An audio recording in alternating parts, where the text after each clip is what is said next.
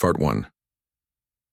The grand chamber of the Galactic Council hung in silence, a silence so thick it pressed against the ears like deep space itself. High above the polished obsidian floor, holographic banners of dozens of species shimmered in soft blues and golds, their symbols ancient and unreadable to most humans. At the center of it all stood Daniel Cruz, his uniform crisp but his eyes tired. He had spent the last 3 weeks arguing, negotiating, and pleading. None of it had worked. Around him, alien delegates shifted in their seats. The Vathari, tall and pale with eyes like polished onyx, sat motionless, their long fingers steepled in front of them. They had pushed the final resolution through with cold precision. Humanity's neural augmentation programs, developed to heal brain injuries, enhance memory, and even restore lost senses, were now declared a threat to galactic stability. The Council demanded immediate shutdown, full data surrender, and permanent oversight of all human scientific research. Daniel knew what that meant. It wasn't just about technology. It was about control. For over 50 years, humanity had been the youngest member of the Council, eager to prove itself, to belong. But belonging came at a price. Endless rules, trade restrictions, and constant surveillance. At first, it felt like protection. Now it felt like a cage. Back on Earth, the debate raged. Senator Lisa Morgan, representing the lunar colonies, warned that cutting ties would collapse the fragile economy. "We rely on Vathari energy grids and Xanthari medtech," she had said during the emergency session. "Walk away and millions suffer." Others, especially from Mars and the asteroid belt, argued the opposite. "They treat us like children," said a young delegate from Ceres. "We built our own ships, our own stations. Why do we need permission to think?" The vote was scheduled for 0900 Galactic Standard Time. Daniel had returned to Earth just hours before, his shuttle landing in the rain-slicked capital of New Geneva. He didn't go home. He went straight to the assembly hall, where representatives from every human world waited. Some wore formal suits, others flight jackets or simple tunics. What united them was exhaustion and fear. President Carl Dixon stood at the podium, his voice low but steady. "This isn't just policy," he said. "This is identity. If we give up the right to shape our own minds, what's left of us?" He didn't say the word freedom, but everyone heard it. The voting began. Each delegate pressed a small button on their console. Red for stay, blue for leave. The results scrolled across the central screen, line by line. Earth blue, Mars blue, Ceres blue, Titan colony red. Europa station red. The numbers crept closer, then stalled. It came down to the lunar delegation. Lisa Morgan hesitated, her finger hovering. Then she pressed blue. The room exhaled as one. The final tally, 52% in favor of secession. Humanity would leave the Galactic Council. Daniel didn't cheer. He felt a strange mix of relief and dread. Outside, the sky was gray, clouds rolling in from the Alps. He walked alone through the garden behind the assembly, past statues of explorers and poets. His comm unit buzzed. It was Admiral Nina Rodriguez, head of the Outer Rim Fleet. "It's done, isn't it?" she said. Not a question. "Yes," Daniel replied. "Then we have 6 hours," she said. "Council protocol demands all human vessels withdraw from Council space within 1 cycle. After that, we're trespassers." "I know," he said. He looked up. In the distance, a transport ship lifted off, its engines glowing faint orange against the clouds. It was the first of many. Over the next few days, the exodus began. Every human ship, freighters, research vessels, military cruisers, pulled out of ports on Kalis Prime, Vathar, and the neutral hubs near the Orion Veil. Families packed what they could. Scientists erased data they couldn't take. Diplomats handed over their credentials and walked away without looking back. On the Council's Grand Concourse, the human delegation section, once bright with Earth's blue and white banner, was stripped bare. A Vathari custodian rolled up the fabric without a word. No one spoke of betrayal. No one shouted. The silence was worse. Back on Mars, engineer Jake Ellis watched the news feeds with growing unease. He worked in a quiet lab beneath the Tharsis bulge, designing deep space sensors. For months, he'd noticed odd energy spikes from the outer rim, flickers that didn't match any known drive signature. He reported it, but the Council's science division dismissed it as solar interference. Now, with humans gone, who would listen? On Titan, a young medic named Ryan Cole packed his gear. He had spent 2 years treating refugees from border conflicts, using human-developed neural patches to heal trauma the Xanthari said was incurable. Now, Those same refugees would be cut off from his help. He wondered if they'd blame humanity for leaving, or thank them for trying.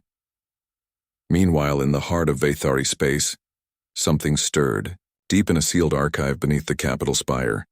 A machine older than any living species hummed to life. It had been dormant for millennia, waiting for a specific signal, a pattern of thought, a certain kind of curiosity. The Council's final probe into forbidden space had triggered it, and now it began to wake. But no one knew that yet. On Earth, Daniel stood on a hill outside New Geneva, watching the last shuttle depart for the outer colonies. The sky was clear now, stars sharp and cold. He thought of his daughter, who had left for Mars 2 years ago chasing a dream of terraforming. He hoped she was safe. He hoped they all were. The Galactic Council broadcast a formal statement that evening. Humanity has chosen isolation, it read. Let the consequences be theirs alone. But consequences, as Daniel would soon learn, never stayed in one place. They spread, like fire, like silence. And in the dark between stars, the first Council outpost went quiet. No distress call. No explosion. Just static. Then nothing. Humanity had walked away thinking they were protecting themselves. They didn't realize they had just stepped out of the storm and left everyone else inside it. Part 2. 2 years passed. Earth's skies grew quieter. The great orbital docks, once buzzing with alien freighters and Council patrol ships, now echoed with emptiness. Trade routes that had carried food, medicine, and data across light years dried up like old riverbeds. Shelves in cities ran low on off-world alloys and biogels. Rationing began on the outer colonies. People grumbled, but no one asked to go back. Instead, something unexpected happened. Without the Council's rules, human scientists worked faster, freer. In hidden labs beneath the lunar surface and inside hollowed asteroids, they pushed boundaries once deemed too dangerous. Neural augmentation, banned by the Council, became a tool for healing and connection. Engineers built ships with quantum shielding that bent light around them like ghosts. Energy grids powered by zero-point fluctuations lit entire domes on Mars with no fuel at all. Jake Ellis, still working in his lab under the red dust of Tharsis, watched his deep-range beacon blink with strange signals. At first he thought it was interference, but the patterns repeated. Sharp bursts from the Vathari border, then silence. Then another burst farther out. He sent reports to Earth Command, but received only automated replies. Monitor and log, they said. Do not engage. He didn't know it, but across the galaxy the Council was unraveling. Without humanity's moderating voice, the Vathari tightened their grip. Species that once had voting rights were reduced to observers. Trade tariffs doubled. Dissent was labeled instability. Minor worlds, small green-skinned Kavani, insectoid Thrax, ocean-dwelling Mire, began to resist. Some cut ties quietly. Others fought back. A skirmish near the Helios rim turned into a full blockade. Supply ships vanished. Food rotted in orbit while children starved below. The Vathari blamed humanity. They left and chaos followed, declared High Overseer Kalen in a public address. Their absence created a vacuum. Now disorder spreads like a virus. Propaganda streams showed old footage of human ships leaving Council space, overlaid with images of burning cities on rebel worlds. The message was clear. Humanity had broken the peace. But the truth was darker. In the dead zones between star systems, whole fleets disappeared. A Vathari patrol of 12 ships entered the Oryx Nebula and never came out. Their last transmission was a single word repeated in a dozen languages. Gone. Then static. Refugee ships began appearing on the edges of human space. Battered, low on power. Crew half dead from radiation or fear. Some carried no weapons. Others fired on sight, thinking humans had set a trap. Admiral Nina Rodriguez stood on the bridge of the Ars, her flagship, watching sensor readouts flicker with unknown contacts. She had spent the last 6 months tracking these ghost ships. They're not attacking us, she told her first officer.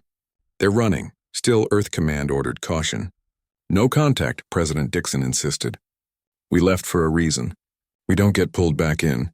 But Nina wasn't so sure. One night, a small vessel, barely larger than a shuttle, drifted into the Mars defense perimeter. Its hull was scorched, its engines dead. Inside, they found 3 survivors, 2 Kavani adults and a child, curled together in a cryopod. The adults were gone, frozen in death.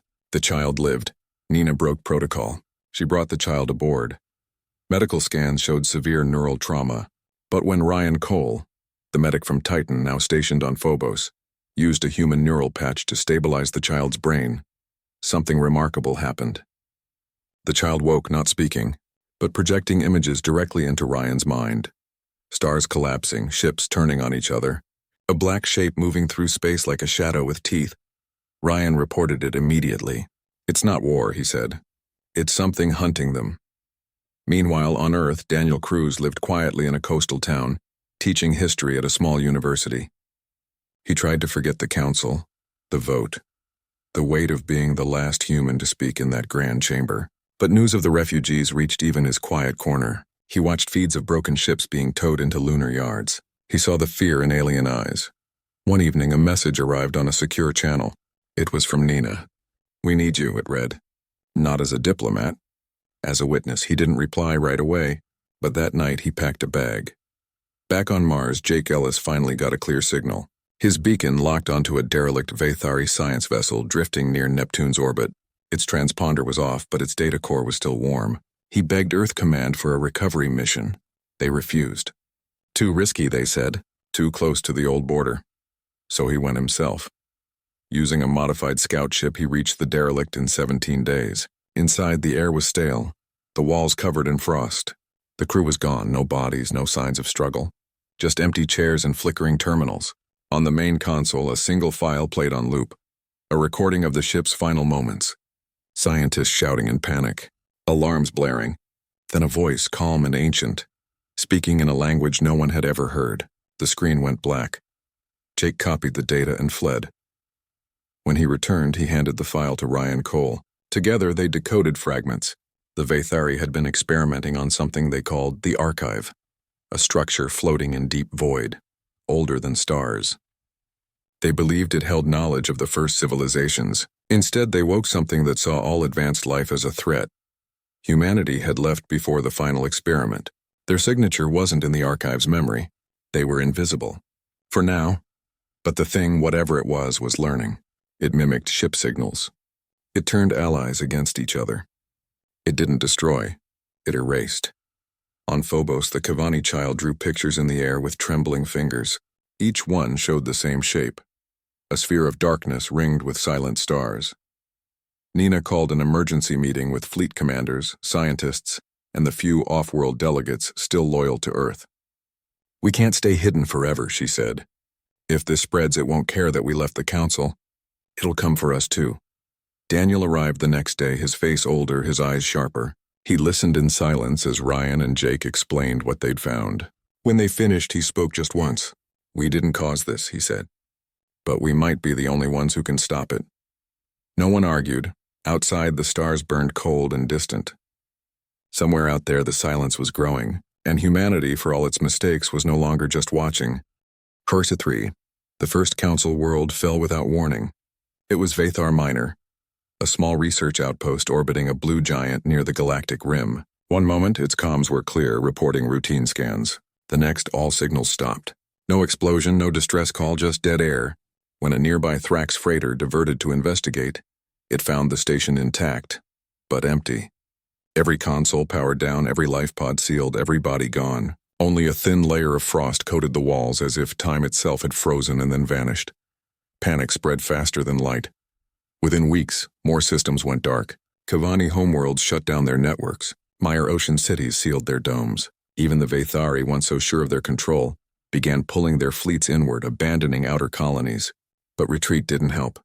The silence followed them. Ships that fled were found drifting, hulls unbroken, crews missing. Some returned with no memory, babbling about the eye in the dark. Then the refugees came, not in ones or twos, but in waves. Hundreds of vessels, some barely spaceworthy, appeared at the edge of human-controlled space. They carried Kavani families, Thrax engineers, even a few Vathari defectors. Most were starving. Many were sick. All were terrified. They begged for fuel, for food, for sanctuary. Some accused humanity of unleashing a weapon. Others whispered that humans were the only ones left who might understand. Admiral Nina Rodriguez stood on the observation deck of the Ares, watching a stream of refugee ships dock at the Phobos way station. Her orders from Earth Command were clear. Maintain quarantine, provide minimal aid, do not allow integration. President Dixon feared disease, sabotage, or worse, being dragged back into a war they had walked away from. But Nina had seen the Kavani child's drawings. She had heard Ryan Cole describe the neural echoes from the derelict ship. She knew this wasn't war. It was something older, colder. Against orders, she opened the gates. Human medics boarded the refugee vessels. Ryan Cole led the team, using neural patches to stabilize those suffering from shock or memory loss. Among the newcomers was a young Zenthari named Kyle, barely older than the Kavani child. With silver eyes and hands that trembled when he spoke, he carried a data crystal wrapped in cloth protected like a relic. "This is all that's left," he told Ryan in broken English. From the Great Archive, Ryan brought him to Jake Ellis. Together they plugged the crystal into a shielded terminal. What emerged wasn't a message, it was a map. Not of stars, but of thought. It showed how the archive, once a library of cosmic knowledge, had been twisted into a weapon. The Vathari's final probe had activated its defense protocol. Identify advanced intelligence, isolate it, erase it. Cleanly. Silently. "It doesn't hate," Kyle explained, his voice soft. "It just corrects." Back on Earth, Daniel Cruz argued with President Dixon in a secure room beneath New Geneva. "We can't hide behind walls while the galaxy dies," he said. "We left to protect our freedom, not to watch others lose theirs." "Freedom means nothing if we're dead," Dixon replied. "We don't know what this thing is. We don't know how to fight it." "We don't have to fight it," Daniel said. "We have to understand it." Meanwhile, on Neptune's outer orbit, something drifted into human space. It was a Vathari dreadnought, the Sunder, one of their largest warships. Its hull was scarred with strange marks like clawed fingers had dragged across metal. No life signs, no power, just a ghost ship tumbling slowly toward the sun. Nina ordered a recovery team. Inside, they found logs half corrupted. The last entry showed the captain staring into a view screen, his face calm. "It learned our voices," he said. "Now it speaks with them." Then the feed cut, but in the ship's core, they found something else. A fragment of the archive's code, embedded in the navigation AI. Jake and Ryan worked for 3 days straight decoding it. What they discovered chilled them. The entity, now called the Silence by refugees, was adapting. It had begun mimicking ship signatures, tricking fleets into opening their shields. It was learning languages, tactics, even emotions, and it was heading inward, toward human space. On Phobos, Kyle showed Ryan a hidden layer in the data crystal. It contained a theory. The archive responded not to weapons, but to thought patterns. If a mind could reach it, not with force, but with clarity, it might be reasoned with. But only a species that hadn't triggered its defense could get close. Only a species that had walked away. Only humanity. Daniel arrived at the Phobos station 2 days later. He met Kale in the observation lounge, where the child from Vathar Minor now played quietly with light-projected stars. Kale looked at Daniel and said, "You left when others stayed. That is why you are still here." Daniel didn't answer. He just watched the stars. Nina called a secret council of scientists, pilots, and thinkers. No politicians, no generals, just those who had seen the truth. They agreed on one thing: humanity couldn't hide forever. The Silence wouldn't stop at borders. It saw no borders. Ryan proposed a mission: build a ship unlike any before, one that used human neural tech not as a weapon but as a bridge. Link minds directly to the archive's frequency, not to attack but to speak. Jake began designing it that night. He called it the Persephone, after the old myth of someone who went into the dark and returned. On Earth, Dixon refused to fund it, so they used black-budget credits, spare parts, and favors. Engineers from Mars, medics from Titan, pilots from Ceres all volunteered. They knew the risk. They also knew there was no other choice. As the Persephone took shape in a hidden dry dock near Europa, the Silence claimed another world. This time it was close, only 3 jumps from the human border. The last transmission showed a fleet of Vathari ships turning on each other, their weapons firing not at enemies but at themselves. The Silence was no longer hunting, it was teaching. And humanity, for the first time since they left the Council, felt the weight of being the last ones standing, not because they were strong, but because they had chosen to walk away, and in doing so had become invisible to the storm. Now they had to step back into the light. Not as saviors, not as warriors, but as voices in the dark, hoping someone or something would listen. Bartfuss and the Persephone was not built for war. It had no weapons, no armor plating, no missile bays. Its hull was thin, shaped like a teardrop, wrapped in quantum shielding that bent light and energy around it like water around a stone. Inside, the walls pulsed faintly with soft blue light, powered by a zero-point core humming in the ship's belly. At its heart sat the bridge, not a cockpit of switches and screens, but a quiet chamber lined with neural cradles. This was where minds would reach out not with guns, but with thought. Daniel Cruz stood in that chamber, running his hand along the smooth edge of his cradle. He wasn't a pilot. He wasn't a scientist. But he had spent his life listening, really listening to others. That, Ryan Cole said, was what they needed most. Not strength, but understanding. Ryan himself would link directly to the archive's data stream, using his medical neural interface to translate its patterns into human concepts. Jake Ellis would monitor the ship's systems from a secondary pod, ready to pull them out if the silence turned hostile. And KL, the young Xanthari, would serve as a bridge between species. His mind trained in the old ways of cosmic resonance, something humans had forgotten long ago. They launched at dawn. Earth time. No fanfare. No broadcast. Just a silent liftoff from the Europa dry dock, watched by a handful of engineers and Nina Rodriguez, who gave Daniel a single nod before the hatch sealed. For 12 days, they traveled through empty space. No comms, no signals, just the hum of the engine and the slow blink of distant stars. On the 13th day, the sensors changed. Space itself felt heavier, as if the void had grown thick. The stars ahead dimmed not from distance, but from something swallowing their light. "We're close," Jake said over the internal line, his voice tight. Ahead, floating in the black, was the archive. It was not a machine, not a station, not even a ship. It was a sphere of perfect darkness, ringed with faint silver threads that pulsed like veins. It gave off no heat, no radiation, no sound, yet it pulled at the mind like a memory just out of reach. Ryan initiated the neural link. Daniel lay back in his cradle, the cool gel forming around his head. Kale did the same beside him. Jake stayed at the controls, fingers hovering over the emergency disconnect. Then, the world dissolved. There was no up or down, no time, no body, only thought. And in that space, they met the silence. It did not speak in words. It showed them images. A civilization of light beings, ancient beyond counting, who had watched galaxy after galaxy burn in war. They had built the archive to preserve knowledge, to keep wisdom safe until others were ready. But over time, fear crept in. What if the wrong minds found it?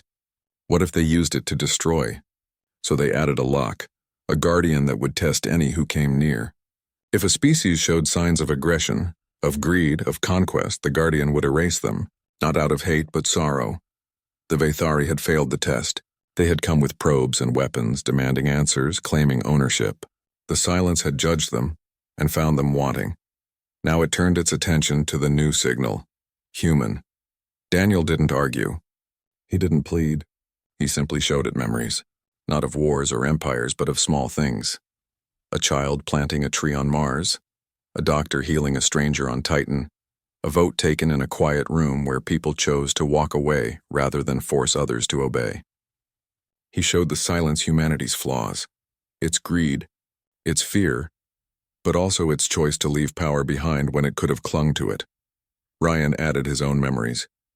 The Kavani child's hand in his, the moment the neural patch brought her back from the edge, the quiet courage of refugees who shared their last rations with others. Kale offered something older. Xanthari songs of balance, of listening before speaking, of honoring what you do not understand. The silence paused. In that pause, they felt something new, not judgment but curiosity. Then a question formed in their minds, not in language but in feeling. "Why did you come back?" Daniel answered without words. He showed the silence, the empty ships, the frozen stations, the children with no home. He showed it that humanity didn't return to take but to ask, "Can this end?" For a long moment there was nothing. Then the silver threads around the dark sphere brightened. The pressure in space eased. The stars returned. The silence was receding, not vanishing, just stepping back. It would not erase. Not yet, it would watch. And wait. The neural link broke. Daniel gasped as his body returned to him. Sweat on his brow. Heart pounding. Ryan sat up slowly, tears in his eyes. Kale whispered a Xanthari prayer of thanks. On the bridge, Jake stared at the sensors. The archive's energy signature was fading, folding inward like a closing eye. "It's going dormant," he said, voice shaking. "It's stopping." They turned the Persephone toward home, but the journey back was not quiet. As they crossed into former council space, they found wreckage, ships torn apart not by weapons but by confusion. Fleets that had turned on each other now floated in broken silence. Yet among the debris there were signs of life, small beacons blinking, rescue signals, survivors. The silence had stopped hunting, but the damage was done. The council was gone. Its cities lay dark. Its laws meant nothing. What remained was not order but fragments, scattered peoples, broken systems, and the slow, hard work of starting over. When the Persephone entered human space, Nina Rodriguez met them in a shuttle. She didn't ask for a report. She just looked at Daniel and said, "You did it." "We didn't fix it," he replied. "We just asked it to stop." Back on Phobos, the Kavani child ran to Ryan the moment he stepped off the ship. She hugged his leg and didn't let go. Kale stood beside her, watching the stars through the dome. On Earth, President Dixon received the full data packet. He read it alone late at night. For the first time in years, he didn't see a threat. He saw a warning and a chance. Humanity would not rebuild the council. That old dream was dead, but from its ashes something else could grow. Not an empire, not a union, but a network of those who had survived. Humans, Kavani, Thrax, Meyer, even the few Vathari who had refused to obey. They would trade not just goods, but stories. They would heal not just bodies, but trust. And the Persephone would fly again. Not as a weapon, not as a symbol of power, but as a messenger. A reminder that sometimes the bravest thing is not to fight, but to speak, to listen, to walk into the dark, not with a sword, but with an open hand. The silence had stepped back. Now it was their turn to step forward. Part 5. The galaxy did not heal overnight. Cities stayed dark. Trade routes remained broken. Families mourned those lost not to war, but to silence. Yet something had changed. The fear that once choked every system, the dread of ships vanishing, of voices cutting off mid-sentence, was gone. The silence had stepped back, and in that space life began to breathe again. Humanity did not return as rulers or saviors. They came as neighbors. Small human ships, painted in plain white with no insignia, carried food, medicine, and engineers to broken worlds. They didn't ask for payment. They asked only if help was wanted. On Kavani outposts, human medics worked beside local healers. On Thrax mining stations, Mars-trained engineers helped rebuild power grids. Even on former Vathari worlds, where suspicion ran deep, humans left supply pods at a distance and waited. Slowly, hands reached out to take them. Daniel Cruz did not go back to politics. He traveled instead, visiting refugee camps and orphanages, listening more than he spoke. He met children who had never seen their homeworlds, elders who remembered the Council's golden age, and young rebels who dreamed of something new. He told them the story of the archive, not as a warning but as a lesson. "Power doesn't come from control," he said once to a group of Zinthari students. "It comes from choice, and we chose to walk away so we could come back on our own terms." Ryan Cole stayed on Phobos, turning the old way station into a healing center. The Kavani child, now named Lyra by the staff, followed him everywhere. She still didn't speak much, but she drew constantly. Stars, ships, and now human faces. Ryan taught her to use a neural sketchpad, and her drawings began to show not just memory, but hope. Gardens growing on dead moons, ships docking without weapons, hands of different species touching. Kale remained with them. He became a teacher, sharing Zenthari ways of listening, not just with ears, but with the whole self. He said the silence had not been evil, it had been grieving, and grief, if left alone, turns to fear. We did not defeat it, he told his students. We reminded it that not all minds are the same. Jake Ellis returned to Mars, but not to his old lab. He helped design a new kind of station, one built not for defense but for meeting. It floated halfway between human and Kavani space, with open docks, shared gardens, and rooms where no species held more power than another. They called it the Crossroads. The first ship to dock there was a Meyer vessel, its hull covered in living coral. The captain stepped out barefoot, holding a bowl of salt water as a gift. Admiral Nina Rodriguez retired from the fleet. She took a small post on the Crossroads, overseeing security, not with soldiers but with mediators. Peace isn't the absence of conflict, she told new recruits. It's the presence of trust. She kept the heirs in orbit not as a warship but as a rescue vessel. Its cannons were removed, its cargo bays filled with seeds, tools, and clean water. On Earth, President Dixon stepped down after one more term. In his farewell speech, he said only this: "We thought leaving the council would protect us. But what saved us was remembering we were never alone." His successor was not a general or a diplomat, but a teacher from Ceres who had spent years helping refugee children. Her first act was to open Earth's archives to all species, every book, every song, every mistake. The Galactic Council was never rebuilt. No one wanted it. Instead, a loose network grew, quiet, patient, built on need rather than law. There were no grand halls, no voting blocks, no banners, just agreements made over shared meals, repairs done side by side, and stories told under alien skies. The Persephone still flew. Not on missions of urgency, but of connection. Daniel, Ryan, Cale, and Jake took turns aboard, visiting worlds that asked for nothing but company. They carried no weapons, no demands, only questions: what do you need? What do you remember? What do you hope for? One evening, years later, the ship drifted near the place where the archive had been. The stars there were brighter now, as if washed clean. Sensors picked up nothing, no energy, no signal, no trace. But as they passed through, Lyra, now a young woman, stood at the viewport and placed her hand on the glass. She didn't speak. She just smiled. They knew the silence was still there, watching, waiting, not as a judge but as a witness. Humanity had not fixed the galaxy. They had not brought back the dead or undone the damage. But they had shown something rare, that a species could choose to walk away from power and still return with open hands. That strength could be quiet, that survival could be kind. And in the end, that was enough. The Persephone turned toward home, its lights soft against the dark. Behind it, the stars burned steady. Ahead, 1,000 new beginnings waited. Not in grand declarations, but in small acts of courage, in shared bread, in a child's drawing of a ship with no weapons, sailing into the light. They were not heroes. They were humans, and that finally was something worth being.